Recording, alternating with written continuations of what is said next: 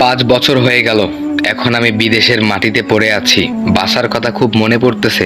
তবে একটা অবাক করা বিষয় হচ্ছে, 2 মাস থেকে আমি বাসায় কল দেই, আমার বাসায় কল ঢুকে না। আর সব সময় শুধু বন্ধ দেখায়। আমি খুব টেনশনে পড়ে গেলাম। তবে ঠিক করেই ফেললাম, 5 বছর বাসায় যাইনি, এবার বাসায় যেতেই হবে। তারপরে পাসপোর্ট, ভিসা সব কিছুই করে ফেললাম। তারপরে রওনা দিলাম বাসার উদ্দেশ্যে। যখন দেশে আসলাম, দেশে আসার পরে বাসে উঠলাম। বাসে উঠে আমার পাশের সিটে একটা লোক বসেছিল। সেই লোকটি আমাকে বলল, ভাইয়া আপনি কোথায় যাবেন? তখন আমি বললাম যে কমলাপুর গ্রামে যাব। সেই লোকটি আমার এই কমলাপুর গ্রামের কথা শুনে চমকে উঠল। বলল যে আপনি কি সুস্থ আছেন?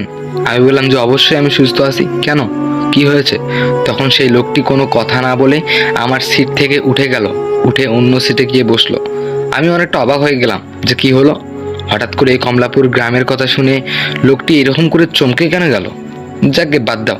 অনেকদিন পরে বাসায় যাচ্ছি, শুধু বারবার মনে হচ্ছে বাসায় যাওয়ার সঙ্গে সঙ্গে মা মনে হয় আমাকে খুব জড়িয়ে ধরে কান্না করবে। নীলা মনে হয় আমাকে জড়িয়ে ধরবে, জড়িয়ে ধরে বলবে, কি গো এতদিন একটা খোঁজও নিলে না? তারপরে আমাকে বলবে, তুমি আমার জন্য কি কি নিয়ে এসেছো? আপনাদের সঙ্গে নীলার পরিচয়টা করিয়ে দিই। নীলা হলো আমার ভালোবাসার মানুষ।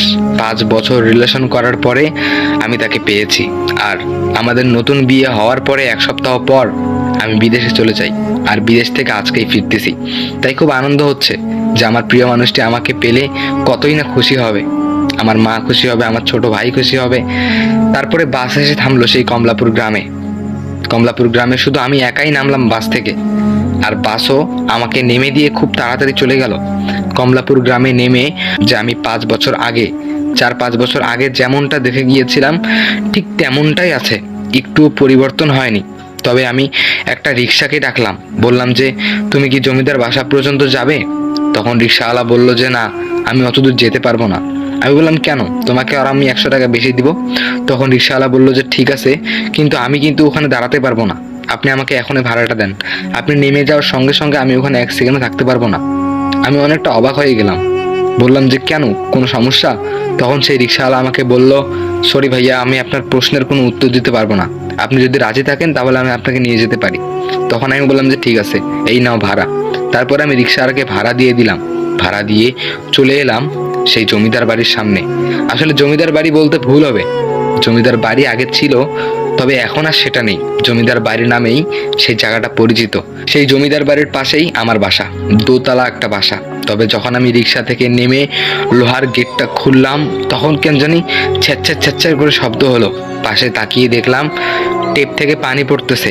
মোটরটা মনে হয় ছাড়াই আছে। তবে অবাক করা বিষয়টা হলো, যেদিন আমি বাসা থেকে বেরিয়ে যাচ্ছিলাম সেদিনও সেম মোটরটাই ছাড়া ছিল। আমার খুব অদ্ভুত লাগতেছিল। তারপরে যখন আমি বাসায় ঢুকলাম, হঠাৎ করে দোতলায় তাকিয়ে দেখলাম নীলা, আমার সেই প্রিয় মানুষটি, সন্ধ্যা বাতি দিচ্ছে। তবে তখন কিন্তু অনেকটা সন্ধ্যা হয়ে গিয়েছিল। তারপরে আমি যখন নীলাকে চিৎকার করে ডাকলাম, নীলা কেন জানি শুনতে পেল না। তারপরে আমি সিঁড়ি দিয়ে উপরে উঠলাম। উপরে উঠে নীলাকে বললাম যে নীলা, এই দেখো আমি এসেছি। তখন নীলা আমার দিক তাকিয়ে বলল, ও তুমি এসেছো, আচ্ছা ঠিক আছে, ব্যাগটা রেখে ঘরে গিয়ে ফ্রেশ হও। আমি অবাক হয়ে গেলাম, কি ব্যাপার, 4-5 বছর পর আমি বাসায় আসলাম আর নীলার এইরকম রিয়াকশন। বুঝলাম না ব্যাপারটা। আমি আসার সঙ্গে সঙ্গে সে হয়তোবা আমাকে জড়িয়ে ধরতো, সে হয়তোবা কান্না করতো, তবে সে খুশি হতেও পারতো, কিন্তু সে হঠাৎ করে এরকম আচরণ কেন করলো? তারপরে বেরিয়ে এসলো আমার মা। আমার মা এসে বলল, কিরে খোকা, চাকরি থেকে এখন আসলি, তাড়াতাড়ি ফ্রেশ হ, তাড়াতাড়ি ফ্রেশ হ। আমি আরো অবাক হয়ে গেলাম। দেখলাম যে আমার মা হঠাৎ করে চাকরির কথা কেন বললো। আসলে 4-5 বছর আগে আমি দেশে একটা চাকরি করছিলাম। সে চাকরি থেকে আসার সঙ্গে সঙ্গে আমার মা আমাকে এই কথাটাই বলতো, খোকা এসেছিস চাকরি থেকে, ঠিক আছে ফ্রেশ হওয়া, নাস্তা খা। কিন্তু আমি তো আজকে চাকরি থেকে আসলাম না, আমি তো বিদেশ থেকে আসলাম। আমার মায়ের তো খুশি হওয়ার কথা, আমার মায়ের তো কান্না করার কথা আমাকে দেখে, তাই না? খুশি হওয়ার কথা, কিন্তু এমন কেন? তারপরে একটু উকি মেরে মেরে ছোট ভাইটাকে খুঁজছিলাম। তবে একটু এগিয়ে বারান্দায় গিয়ে দেখলাম ছোট ভাই লুডুস খাচ্ছে। আমি আবার অবাক হয়ে গেলাম। যেদিন আমি এখান থেকে যাচ্ছিলাম সেদিনও আমার ছোট ভাই লুডুসই খাচ্ছিল। কেউ একটুও পরিবর্তন হয়নি, বাড়িটা আগের মতোই আছে। আমি অনেক অবাক হয়ে গেলাম, আমার মাথা কাজ করতেছিল না। তারপর আমি ব্যাগটা রেখে বাথরুমে গেলাম ফ্রেশ হওয়ার জন্য। তবে বাথরুমে গিয়ে আমি আবার অবাক হলাম যে দেখলাম আমার সেই ব্রাশ, সেই সাবান সেই বদনা, সেই টেপ সব আগের মতোই আছে, একটুও পরিবর্তন হয়নি, আর সাবানটাও শেষ হয়ে যায়নি। আমি অনেকটা অবাক হয়ে গেলাম। তারপরে যখন ফ্রেশ হয়ে বের হলাম, হঠাৎ করে দেখলাম আমার সামনে নীলা এসে দাঁড়িয়ে আছে। ভয় পেয়ে গেলাম, বললাম, নীলা, হঠাৎ করে তুমি আমার সামনে দাঁড়িয়ে আছো কেন? তখন নীলা বলল যে আমি তোমার জন্য নাস্তা এনেছি, তাড়াতাড়ি নাস্তা খেয়ে নাও। এই কথা বলে নীলা আবার চলে গেল। আমি অনেকটা অবাক হয়ে গেলাম, কি ব্যাপার, যেই মানুষটাকে আমি এত ভালোবাসতাম, যে মানুষটার সঙ্গে 5 বছরের রিলেশন ছিল আমার, সেই মানুষটা এরকম আচরণ কেন করতেছে? তখন আমি ভাবতে শুরু করলাম, এই 4-5 বছরে মনে হয় নীলা অন্য কাউকে পেয়ে গিয়েছে, আমাকে হয়তো বা ভুলে গিয়েছে। তখন আমি এইটা ভাবতে শুরু করলাম। তারপরে রাত হয়ে গেল, রাত 10টা বাজে। তারপরে টিভির আওয়াজ পাচ্ছি।